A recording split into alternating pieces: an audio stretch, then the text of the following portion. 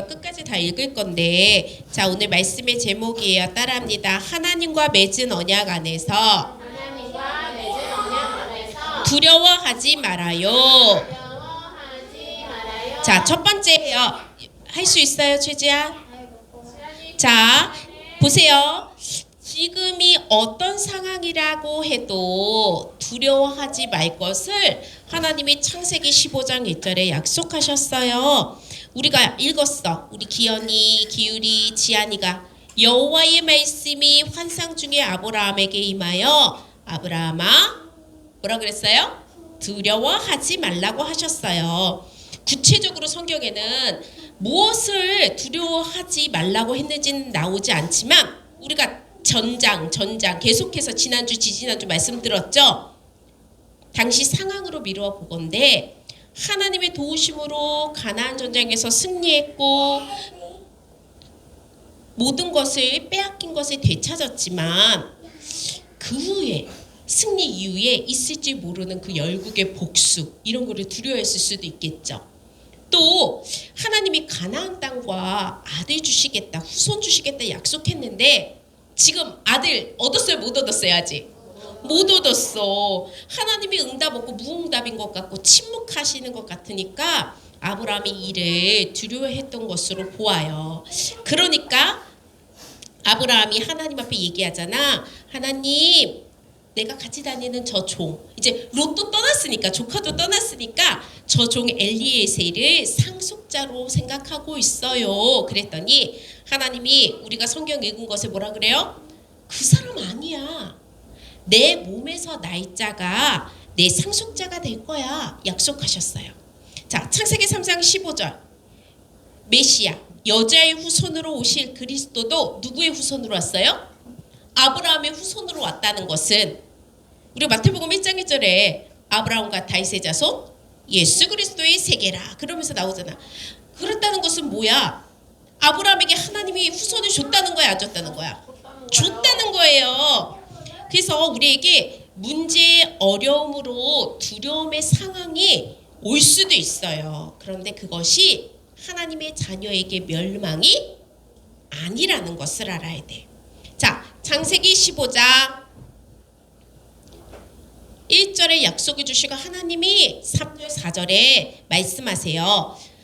어떻게 말씀하시냐? 아브라함아 너는 반드시 알라. 내 자손이 이방에서 객이 되어 그들을 섬기겠고 그들은 400년 동안 내 자손을 괴롭히리니 그들이 섬기는 나라를 내가 징벌할지니 그 후에야 내 자손이 큰 재물을 이끌고 나오리라. 자, 보세요. 하나님이 아브라함에게 약속으로 하셨던 가나안 땅을 즉시 주시 않고 3절 4절에 보면 우리 오전 예배에 나왔던 것처럼 지금 이스라엘 백성들이 애굽에 430년 노예로 지나게 했어요. 왜 그랬을까? 하나님이 아무 이유 없이 그 시간을 주신 거는 아닐 거예요. 성경에 있잖아.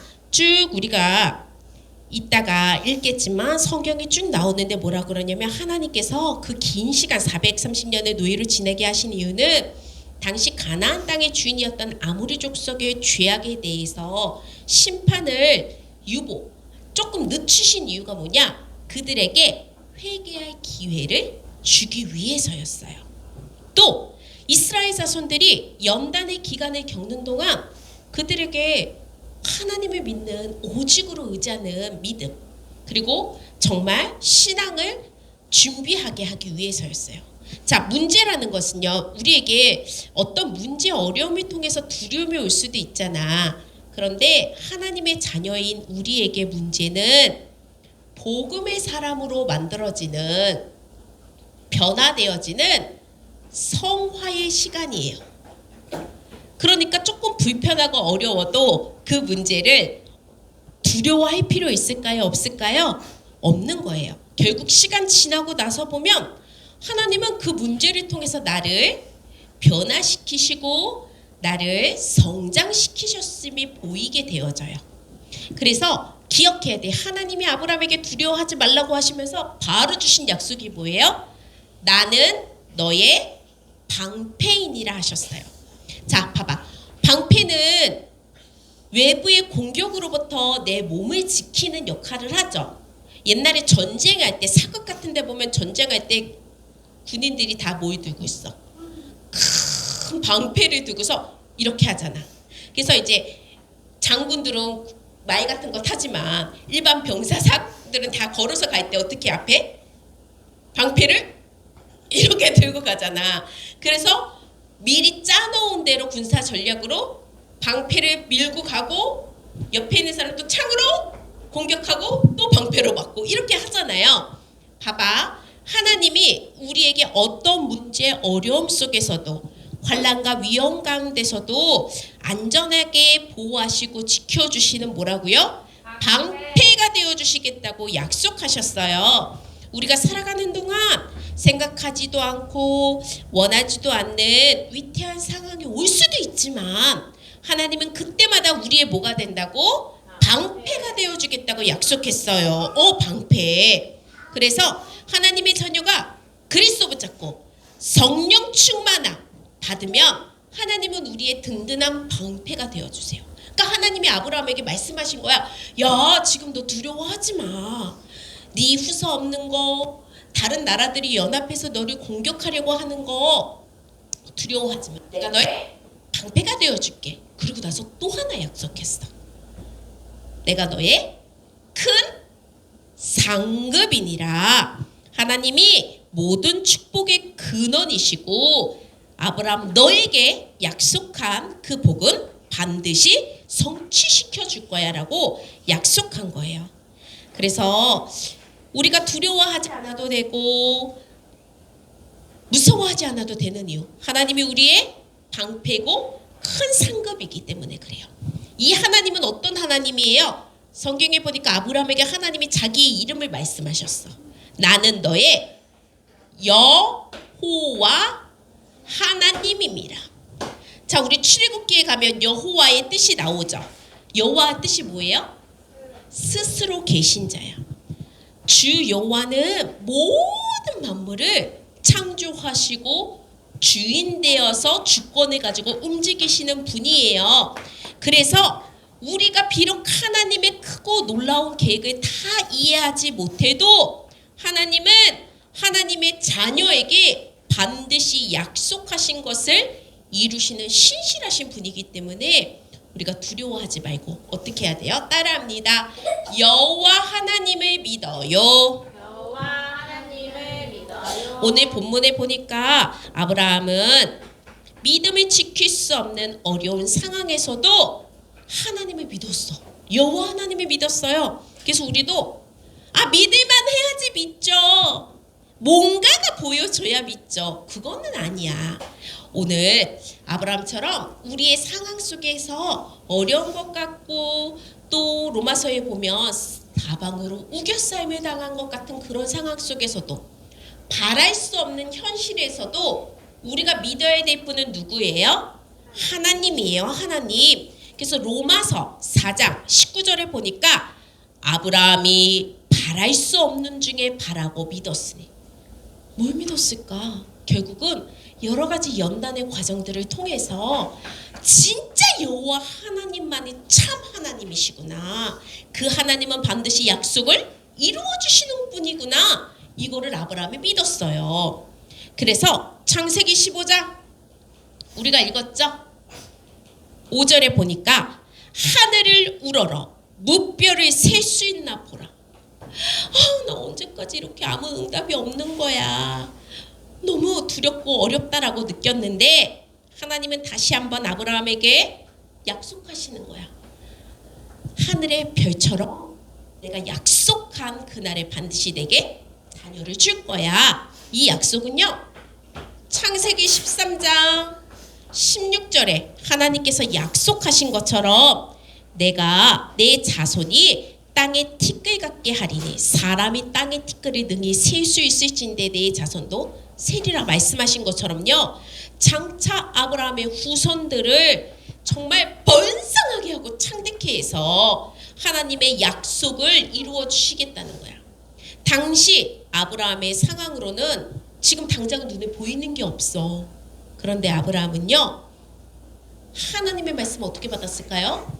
믿음으로 나에게 대한 약속으로 받았고요. 지금 그 약속대로 아브라함의 후손들이 전 세계에 지금 거의 3분의 1을 저쪽 다 이스라엘, 모슬렘 저쪽이 다 유대교 이런 사람들 다 내가 아브라함의 후손이라고 그러거든. 약속대로 되어졌어요. 그래서 우리가 바랄 수 없는 상황 그리고 지금의 모든 순간에 누구를 믿자고? 하나님을 믿는 우리가 돼야 돼요. 왜 그러느냐? 창세기 15장 6절에 보니까 16절이 아니라 6절이에요. 6절에 보니까 하나님이 아브라함이 여호와를 믿으니 여호와께서 이를 의로 여기시고 라고 했어요. 자, 하나님을 믿는 것을 하나님은 의로 여기신대요. 요한복음 16장 8절부터 11절 성경에 보면 이런 말씀이 있어요. 예수님이 오셔서 죄에 대해서, 의에 대해서, 심판에 대해서 세상을 책망한다고 그랬거든요. 그러면서 요한복음 16장 9절에 죄에 대해서라고 하는 것은 무엇을 책망하시고 심판하시느냐? 예수님을 믿지 않는 게 죄라는 거야. 나 죄 없는데요? 그게 아니라 육신의 기준으로 죄를 말하는 게 아니라 영적 존재를 지음받은 사람이 하나님을 믿지 않는 것을 뭐로 여기신다고요? 죄로 여기신대요. 그리고 요한복음 16장 10절에는 뭐라 그랬느냐? 의에 대하여 심판하신다고 그랬는데 하나님과 함께 하기로 지음받은 사람이 하나님을 떠난 것, 떠난 삶의 상태에 대해서 심판하신다고 그랬어요. 그래서 우리 친구들 기억해야 돼요. 예수님은 자 보세요. 참 제사장으로 오셔서 예수 그리스도는 참 제사장으로 오셔서 우리에게 그리스도가 믿어지는 은혜를 주셨어. 예수 그리스도를 믿지 않는 죄와 저주에서 어떻게 했어요? 해방시켜 주셨어요. 예수님은 그리스도로 우리에게 참 선지자의 일을 하셨어요. 그래서 보혜사 성령으로 늘 함께 하세요. 이 예수 그리스도가 우리 삶의 주인이 되면 더 이상 하나님을 떠난 상태와 삶이 되지 않는 거야. 그래서 언제나 참 선지자 되신 그리스도를 붙잡고 하나님과 함께하는 삶을 살아야 되겠죠. 예수님이 참된 왕 그리스도로 오셨어요. 그래서 세상 임금 사단의 권세를 이길 뭘 주셨어요? 권세를 주신 거야. 예수 이름의 권세를 주신 거예요. 그래서 우리 친구들이 하나님을 믿는 믿음, 예배 시간에만이 아니라 우리의 가정과 학교와 내가 어렵고 힘들다라고 생각하는 문제 속에서도 지아나 누구를 믿자고? 하나님을 믿는 믿음이 회복되어져야 돼요. 그러면 어떻게 되느냐?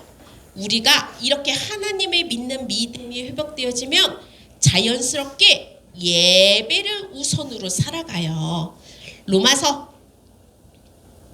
창세기, 로마서가 아니라 창세기 우리가 본문 읽었죠? 15장 10절에 보니까 아브라함이 그 모든 것을 가져다가 그 중간을 쪼개고 그 쪼갠 것을 마주 대하여 놓고라고 나와요. 이렇게 예배했던 이 제사 예배할 때 그 형식이거든요. 이거는 있잖아. 고대 근동의 국가에서도 언약이나 동맹을 체결하기 위해서 이렇게 다 쪼갰던 그런 게 있었어요. 하나님 앞에 얘기할 때도 어떻게 해요? 재물을 쪼개고 다 내용물을 꺼내서 불태우잖아요. 그쵸? 이거는 뭐야? 자기가 맺은 그 언약을 어떻게 하는 거야? 죽음을 각오하서라도 지키겠다는 의미죠. 우리가 하나님을 믿는 그 믿음이 회복되어지면 어떻게 되어야 되느냐? 하나님 앞에 드리는 예배를 생명 걸고 우선으로 하게 되어지는 거예요. 우리가 생명 걸고 지켜야 되는 게 뭐예요? 예배야. 친구, 돈, 재미 이거를 지키는 게 아니라 영적 존재로 지음받은 우리가 생명을 걸고 지켜야 되는 게 뭐라고? 예배야, 예배. 그래서 우리 친구들 이렇게 여호와 하나님을 믿으면서 예배 우선으로 살아간다면 하나님이 약속하신 언약을 이루세요. 자, 보세요. 누가 언약을 이룬대? 내가 이룬대, 하나님이 이룬대? 하나님. 하나님. 주체가 누구야? 하나님이 주인 돼서 이루신다는 거야. 언약 안에 있으면 우리의 삶이 언약이 이루어지는 삶이 되어지는데, 이거를 다시 말해서 말씀 성취라고 하는 거야. 그래서 우리가 붙잡아야 될 언약 3개예요. 영원한 언약 뭐예요? 기억나? 그리스도. 영원한 언약을 붙잡으면 우리의 삶이 영원한 언약 그리스도 안의 삶이 되어져요. 요한복음 15장 7절에 하나님이 약속하셨어. 7절에 뭐라고 약속하셨느냐? 나는 이 땅을 내게 주어 소유를 삼게 하려고 너를 갈대아인의 우르에서 이끌어낸 여호와니라. 하나님이 아브라함을 갈대 우르에서 이끌어낸 데에는 분명한 목적과 계획이 있는 거야. 뭐라고요? 그것처럼 우리에게도 하나님의 자녀로 하나님이 부르신 것은 각 한 사람 한 사람에게 분명한 계획과 목적이 있다는 거예요. 그래서 우리가 하나님의 뜻이 무엇인지를 깨닫고 순종함으로 하나님께 영광 돌리는 삶이 돼야 돼. 그래서 영원한 언약 그리스도를 항상 붙잡으면 우리의 삶이 그리스도 안의 삶이 되어지는 거야. 그러면 영원한 언약을 붙잡은 사람들은요, 예배의 축복 속에서 무엇이 담기게 되어지느냐? 시대적인 언약이 붙잡아지게 되어져요. 시대적 언약이 뭐야? 지아나, 시대적 언약이 뭐야? 세계복음화야. 세계복음화. 세계복음화가 시대적인 언약인데요, 이 영원한 언약 그리스도를 붙잡으면 우리의 삶이 세계복음화의 여정을 걷게 되어져요. 창세기 15장 이게 17절이야. 17절에 보면 해가 져서 어두운 때에 연기나는 화로가 보이며 타는 횃불이 쪼갠 고기 사이로 지나더라 이랬어요. 쪼갠 고기 사이로 지나간 것이 언약 당사자인 아브라함이 아니라 누가 지나갔냐면 하나님이었어. 하나님께서 인간과 맺으시는 모든 언약은 본질적으로 누가 주권을 가졌다고 했어요? 하나님이 주권을 가지시고 하나님이 하시는 거예요. 우리는 뭐만 하면 돼? 언약을 붙잡기만 하면 돼요. 자, 영원한 언약 그리스도 붙잡고 세계복음화의 여정을 걸어가면 하나님이 그 언약을 이루시는데, 우리에게요 강단, 주일 예배죠. 강단 말씀을 통해서 개개인에게 하나님의 언약을 주세요. 자, 우리 친구들은 지금 나이도 다 다르고 성별도 다르고 사는 곳도 다르고 학교도 달라. 근데 같은 거는 하나님의 자녀로 지금 주일 예배를 함께 드리고 있다는 거야. 하나님이 우리가 다 다른데 같은 말씀을 듣게 하시는 것은 이 개인적인 언약을 붙잡고 늘 강단 말씀으로 우리의 모든 다른 삶 가운데, 모든 상황 가운데 답을 얻으라는 말씀이에요. 그래서 창세기 15장 우리 18절에 보니까 그날에 여호와께서 아브람과 더불어 언약을 세워 이르시되 내가 이 땅을 애국강과 그 큰 강 유브라데까지 내 자손에게 주리니 라고 말씀하셨어. 우리가 말씀을 통해서 답을 얻잖아요. 그러면 하나님이 약속하신 말씀 그대로 응답받는 삶이 되어져요. 우리의 삶이 말씀이 어떻게 될까요? 성취되어져요. 하나님이 주일 예배를 통해서 나에게 말씀을 줘. 근데 그 주신 말씀 또 누가 성취하신다고? 하나님이 성취하시는 거야. 또 강단의 말씀을 붙잡고 우리가 기도하잖아요. 그러면 기도가 어떻게 될까요? 응답되어져요. 하나님이 원하시는 기도 제목을 말씀을 통해서 붙잡는 거야. 그리고 붙잡고 기도하는 거야. 그럼 말씀이 이루어지는 것이 응답이라는 것이 보여져요. 그러면 하나님은 말씀이 성취되어지고 기도가 응답되어지는 사람을 통해서 가족과 친구들에게 영혼 구원의 응답을 주시는 거야.